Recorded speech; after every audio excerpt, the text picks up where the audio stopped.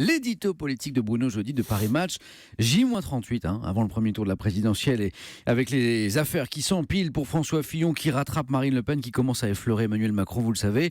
Bruno, vous nous dites ce matin que la campagne va vraiment commencer.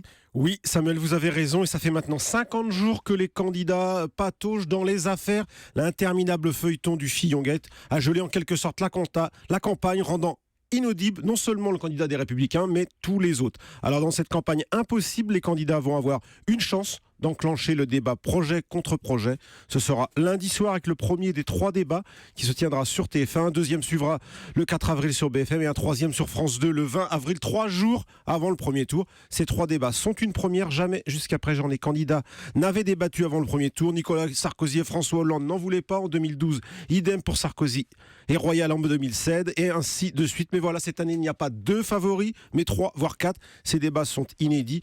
C'est aussi la conséquence de la primaire. Avec un petit regret, sur TF1, il n'y aura que les 5 principaux protagonistes. Tout devrait rentrer dans l'ordre lors des 2 suivants qui réuniront tout le monde, petits et grands candidats. Bruno, diriez-vous que la présidentielle commence finalement lundi et que ça va se jouer lors de ces 3 débats ? Oui, c'est en quelque sorte une présidentielle qui va se jouer à la roulette russe. Imaginez l'un des candidats, par exemple Emmanuel Macron, commettre une belle bourde lors du 3e débat, heurtant à la fois ses électeurs les plus à droite, et c'est tout son bel édifice du ni droite ni gauche qui pourrait s'effondrer. On l'a vu lors des primaires de la droite et de la gauche, et François Fillon et Benoît Hamon y ont forgé leur succès. Alors j'entends déjà ceux qui vont crier à l'américanisation de la vie politique française. Je crois que ce sera un succès d'audience et peut-être une belle avancée pour notre démocratie bien mal en point en ce moment. Au passage, vous verrez, on parlera moins des affaires, plus du fond. Ça peut être la chance de François Fillon.